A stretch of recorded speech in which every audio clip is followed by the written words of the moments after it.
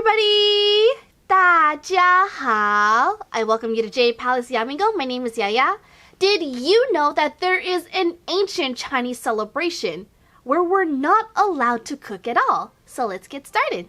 寒食节, the cold food festival, is an ancient holiday with roots that date back all the way to the spring-autumn period of the Zhou dynasty. It is the only traditional holiday to be named after food and is also known as the No Smoke Festival or the No Fire Festival. This day was originally a commemoration of the death of a minister from the state of Jin and is a day that we do not light any fires in order to honor his passing. The Cold Food Festival is perhaps one of the few ancient holidays that we don't really celebrate anymore, as it is not an official holiday in any country or region, though some provinces in China, Korea, and Vietnam still observe this festival. So the day that we celebrate this holiday is a little all over the place. Officially, the modern day of celebration is 105 days after the Dongzhi solar term, also known as the winter solstice. This makes it usually fall on April 4th or 5th, depending on the year. Celebration will last 3 days, so it usually ends on the 6th or 7th of April. The first day takes place the day before the Qingming festival. Some cultures celebrate the Cold Food Festival on the 3rd day of the 3rd lunar month. This year, the Cold Food Festival starts on April 4th and ends on April 6th. Originally, the Cold Food Festival was observed during midwinter, actually during the Dongzhi solar term, and could last up to a month long, but it was moved to the Qingming solar term around the 2nd century. I would get to this point later, but several dynasties have tried to ban this holiday. People would get sick and die from it, especially in the winter months. By around the Three Kingdoms period, it was moved to the spring instead. Earliest accounts of this holiday appears to be historical. This is one of the few ancient festivals where it doesn't have origins regarding mythology or agriculture. Instead, it stems from the death of a faithful friend. During the spring-autumn period, Chong'er, the prince of the Jin state, was exiled. 15 of his men went with him, and one of them was his minister, Jie. One time, they found themselves stranded and starving. Chong'er was on the brink of death. Without hesitation, Jie cut a piece of flesh from his own thigh to make a bowl of soup for him. This saved the prince's life, and once he regained consciousness, he was moved to tears by his friend's sacrifice. After 19 years, Prince Chong'er returned to his home state and became its ruler. He rewarded everyone that helped him during his exile. However, he forgot to reward Jie, the man who sacrificed flesh from his own leg. Heartbroken, Jie left to live with his mother in seclusion on a mountain. Upon hearing this, Chong'er finally remembered his sacrifice and felt incredibly guilty, as he should. He tried to urge Jie to come back in order to promote him, but he refused. Determined to remain a hermit, he retreated further into the mountains. Someone advised the prince to set fire to 3 sides of the mountain, believing one direction clear to drive Jie out. Chong'er followed the advice, and the mountain was engulfed in flames.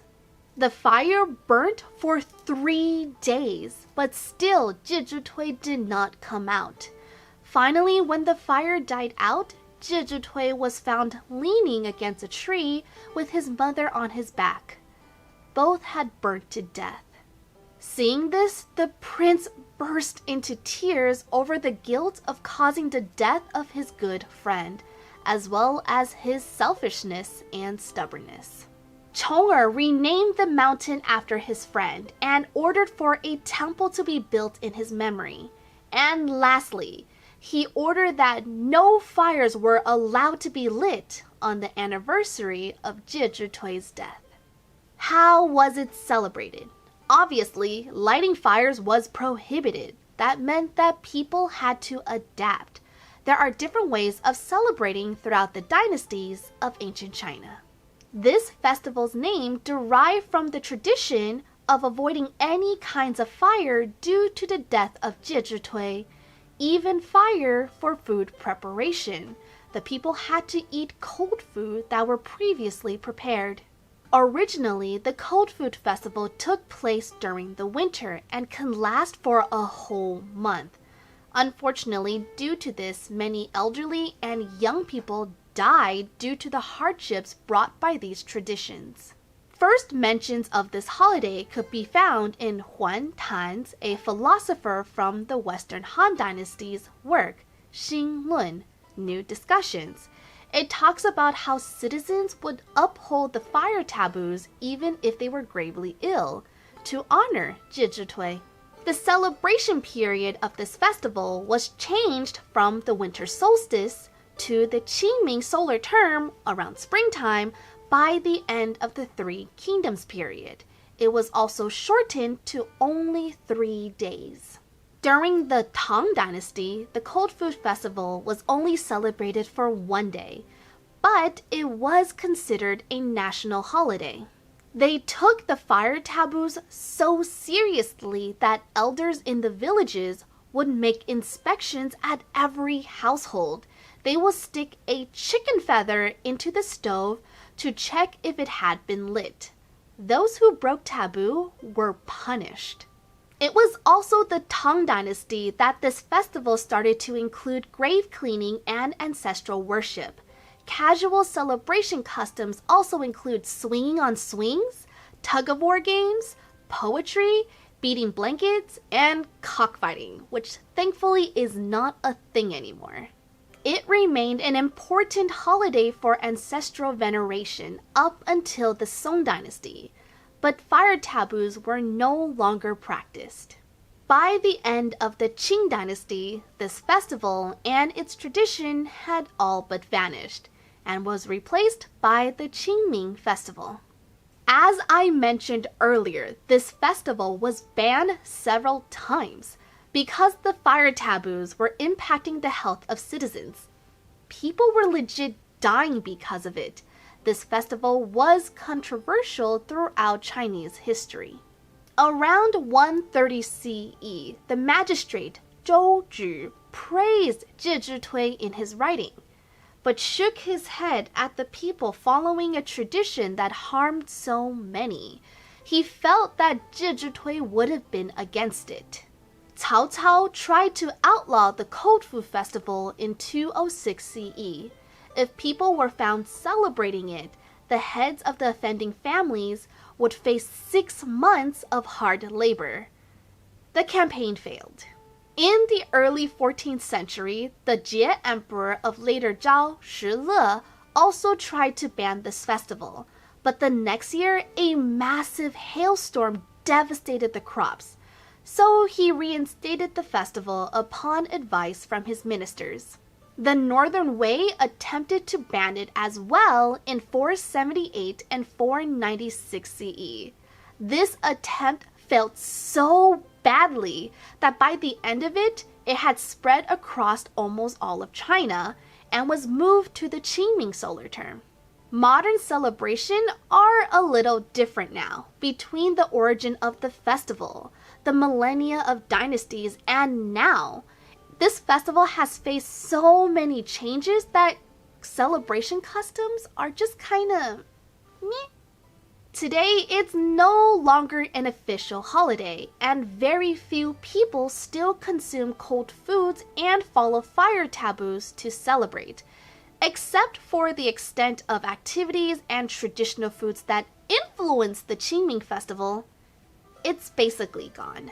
I guess the most traditional customs are taking a stroll, tomb cleaning, and swinging, but these activities are now more associated with the Qingming festival rather than the Cold Food Festival.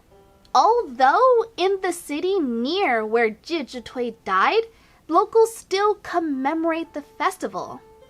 But even there, eating cold food and fire taboos are no longer practiced. There really aren't any food traditions other than eating cold and previously prepared foods. Most of the food customs are now associated with offerings to the ancestors. Traditional cold foods include li lao, a cold congee flavored with apricot pits and malt sugar, qing tuan, sweet green rice balls with green mugworts and bean paste, cold noodles, cold soup, and cakes like jujube cakes and wheat cakes. Many of the customs of the Cold Food Festival have merged with the Qingming Festival, so much that the Qingming Festival wouldn't be what it is now without it. So while the Cold Food Festival may not be as venerated as it once was, its traditions and legacies continue to thrive with the celebration of the Qingming Festival. I have a Teespring if you'd like to support the channel. I have a lot of super cute designs that I'm really proud of, so please check it out if you can. Link is in the description below. So what do you guys think? What do you think of this festival and its history? Leave a comment down below because I would like to know. Please leave a comment if you can. It really does help out small channels like mine. You can also let me know what topics you would like to see me cover in the future. If you enjoyed this video, please give it a like and subscribe to Jade Palace Yamingong. I would very much appreciate it. And until next time, 再见啦!